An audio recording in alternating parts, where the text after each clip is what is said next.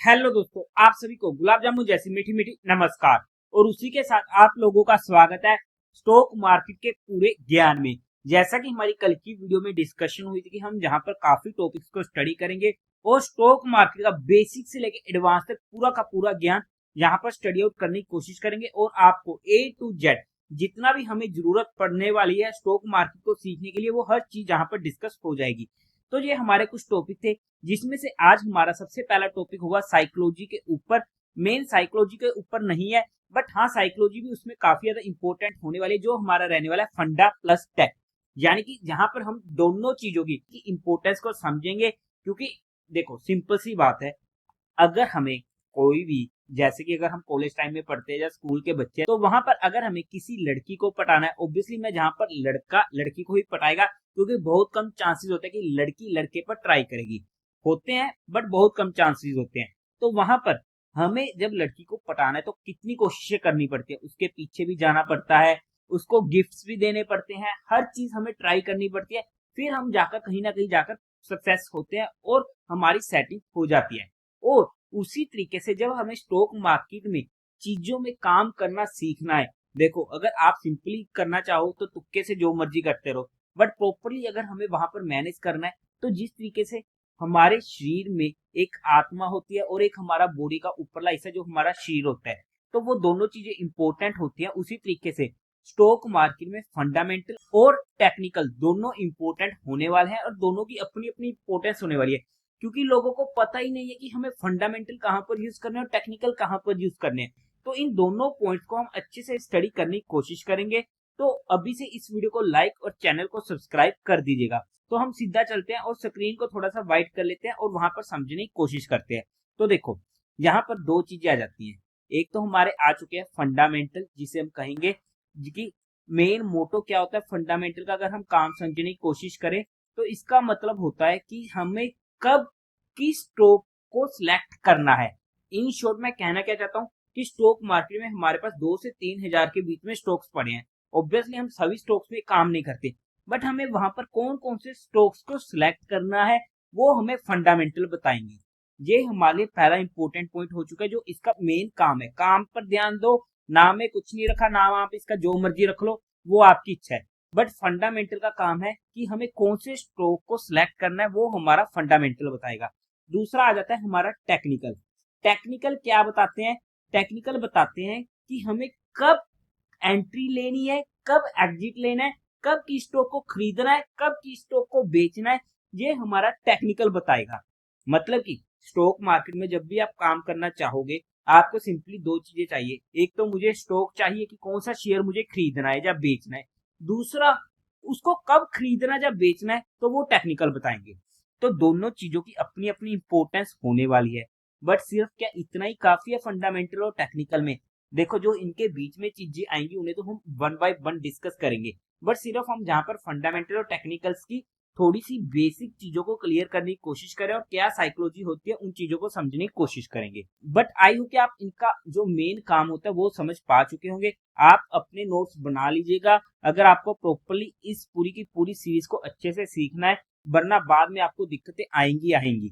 तो यहाँ पर हमने फंडा टेक का जो मेन काम था वो सीख लिया। लेकिन क्या किसी भी स्टॉक में जब हमें काम करना है तो दोनों की इक्वली इंपॉर्टेंस है, या फिर कि फंडामेंटल की ज्यादा होने वाली है या टेक्निकल की ज्यादा होने वाली है? आपको क्या लगता है? लाइक कि अगर हमें 100 नंबर देने हैं कि 100 में से फंडामेंटल को आप कितने नंबर दोगे और टेक्निकल को कितने नंबर दोगे, आप कमेंट में बता दीजिएगा। और अगर मैं बात करूं तो फंडामेंटल काफी ज्यादा इंपॉर्टेंट होने वाले हैं। 75 नंबर मैं फंडामेंटल को दूंगा और 25 नंबर दूंगा टेक्निकल को, क्योंकि टेक्निकल भी अपने आप में इंपॉर्टेंस होने वाली है। बट क्योंकि अगर हमारा स्टॉक, हमारा शेयर, हमारी कंपनी फंडामेंटली स्ट्रोंग होगी तो वो आने वाले टाइम में भी हमें बहुत कम चांसेस होगी कि दिक्कत देखने को मिलेगी। तो इस वजह से फंडामेंटल हमेशा अच्छी कंपनीज को सिलेक्ट करने में हमें काम आता है। और टेक्निकल तो आपको पता ही कि अगर हमें जब भी एंट्री बनानी हो या लेवल्स निकालने हो तो वहां पर टेक्निकल्स काम आते हैं। बट सिर्फ इतना ही काफी नहीं है फंडामेंटल और टेक्निकल में। क्योंकि अब आप देखो, हमें काम कैसे करना होता है? हमें काम करना होता है इंट्राडे में। अब जो लोग नए हैं उन्हें इंट्राडे का मतलब नहीं पता, तो आप अभी एक बार इस चीज को देख लीजिए। जैसे जैसे हम सभी टॉपिक्स को क्लियर करते जाएंगे आपको वो चीजें भी क्लियर होती जाएंगी। इंट्राडे का मतलब होगा ट्रेडिंग की हमें अल्ट्रा शॉर्ट टर्म में एक दिन में, वैसे इंट्राडे का मतलब होता है एक दिन का। अगर हमने उसी दिन में काम करना है और वहां पर स्टॉक्स को खरीदना बेचना है तो वो इंट्राडे हो गया। या फिर अल्ट्रा शॉर्ट टर्म मतलब कि हमें 3 से 5 दिन में कोई भी काम करना हो, किसी भी स्टॉक को खरीदना बेचना हो। या फिर शॉर्ट टर्म 1 से 3 वीक में। या फिर मीडियम टर्म या पोजिशनल टर्म हम बोल देते हैं, यहाँ पर हमारी पोजीशंस को हम 3 महीने से 6 महीने के बीच में रखते हैं। या फिर आ जाता है हमारा लॉन्ग टर्म का सिनेरियो, जहां पर तो हमें कई सालों तक उस स्टॉक को यूज करना है। ये हमारे कुछ सिनेरियोस होते हैं। क्या इन सभी में फंडामेंटल और टेक्निकल की इक्वल इंपोर्टेंस होने वाली है? आप बोलोगे नहीं, बिल्कुल भी नहीं होने वाली है। इस पॉइंट को हमें समझना पड़ेगा। बट क्या इसकी इंपोर्टेंस फंडामेंटल और टेक्निकल की खत्म हो जाएगी? बिल्कुल भी खत्म नहीं होगी, इंपोर्टेंस होने वाली है हर पॉइंट में। अब मान लो कि हमें इंट्राडे में, चलो सबसे पहले हम बात करते हैं लॉन्ग टर्म में। अगर हमें लॉन्ग टर्म में काम करना होता है तो क्या फंडामेंटल और टेक्निकल को आप दोनों को 100 में से 75 या 25 नंबर दोगे? वहां पर आप इसको किस तरीके से नंबरिंग करोगे वो आप मुझे कमेंट में बता दीजिएगा। बट लॉन्ग टर्म में जब भी हमें काम करना पड़ेगा, हमारे लिए सबसे ज्यादा इंपॉर्टेंट हो गए सिर्फ और सिर्फ फंडामेंटल। क्योंकि जब हमें कोई लंबी रेस लगानी है किसी घोड़े की, हमने किसी लड़की को पटाया तो वहां पर हमें उससे शादी करनी है, हमारा ट्रू लव है, तो वहां पर हमें उसे प्रॉपरली मैनेज करना पड़ेगा। हमारे बीच अंडरस्टैंडिंग अच्छी चाहिए, वो लॉन्ग रन तक चल सके। तो वहां पर हमारे लिए फंडामेंटल काम आएंगे। टेक्निकल काम करना चाहो कर सकते हो, नहीं करना चाहते ना ही करो। तो यहाँ पर एटलीस्ट फंडामेंटल मुझे 95 तो चाहिए ही चाहिए। 5 नंबर आप दे सकते हो टेक्निकल्स को, वो भी अगर आपको प्रॉपरली कहीं पर भी एंट्री नहीं करनी है। क्योंकि लॉन्ग टर्म में जब भी हम एंट्री लेते हैं तो हम देखते हैं कि कभी भी डिप आता है तो हम लॉन्ग टर्म में एंट्री बना लेते हैं उस शेयर में, अगर वो शेयर फंडामेंटली साउंड है। तो ऐसे में फंडामेंटल सबसे ज्यादा इंपॉर्टेंट हो जाते हैं। मीडियम टर्म की अगर हम बात करते हैं तो मीडियम टर्म में ऑब्वियसली फंडामेंटल की इंपॉर्टेंस तो है ही है।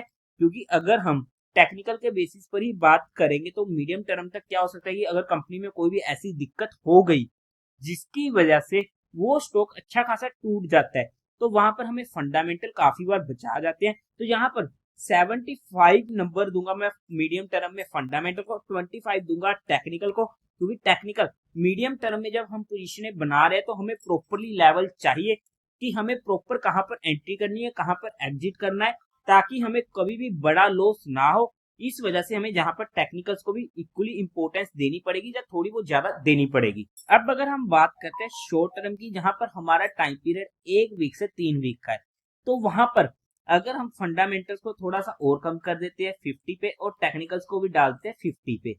अब ऐसे ही अल्ट्रा शॉर्ट टर्म या इंट्राडे की बात करूं तो वहां पर काफी कम हो जाएंगे फंडामेंटल्स की इंपॉर्टेंस और वहां पर टेक्निकल्स की इंपॉर्टेंस ज्यादा रहेगी। जैसे कि किसी स्टॉक ने ब्रेकआउट दिया तो वो हमारे लिए इमीडिएट शॉर्ट टर्म या इंट्राडे का कैंडिडेट बन जाता है। या फिर अगर हम बात करते हैं कोई स्टॉक हमें सपोर्ट पर मिल रहा है, अब ये सपोर्ट क्या है, ब्रेकआउट क्या है, इन चीजों को भी हम डिस्कस करने की कोशिश करेंगे। आप टेंशन मत लीजिएगा कि आपको आता है चाहे ना आता हो, हम उन पॉइंट्स को भी अच्छे से डिस्कस करेंगे।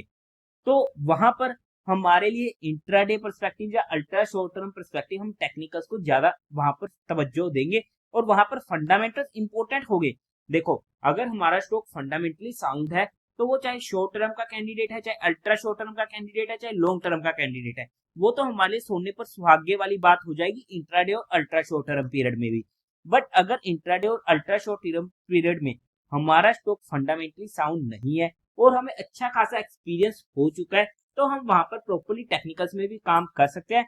तो यहाँ पर अल्ट्रा शॉर्ट टर्म पीरियड में इसे मैं 75 दे देता हूँ और यहाँ पर इसको हम दे देते हैं 25 और इंट्राडे में इसको हम 10 दे देते हैं और यहाँ पर इनको दे देते हैं 90। तो आई होप कि आपको यहाँ पर फंडामेंटल और टेक्निकल्स में, देखो ये चीज ना हर कोई बता देगा कि फंडामेंटल और टेक्निकल्स में सबसे ज्यादा इंपॉर्टेंस होती है फंडामेंटल्स की।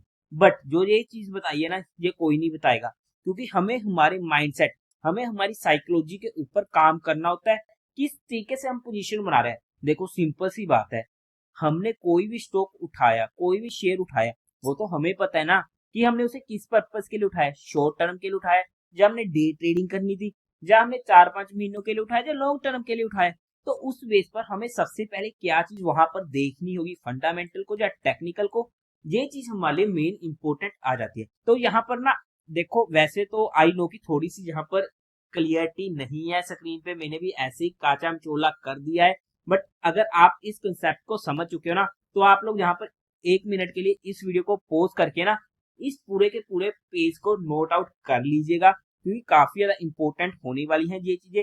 अगर बेसिक क्लियर होंगे तो हम जब आगे आगे धीरे धीरे एडवांस चीजों में बढ़ेंगे ना, तो आपको दिक्कत नहीं होगी। By the way, I hope कि आप लोगों को ये चीजें क्लियर हो चुकी होंगी, तो वीडियो को लाइक जरूर कर दीजिएगा।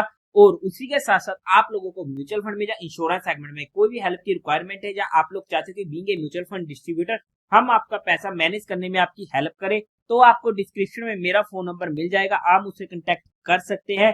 आपकी पूरी की पूरी क्वेरी को सोल्व कर दिया जाएगा।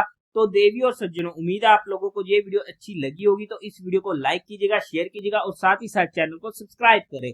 हर हर महादेव।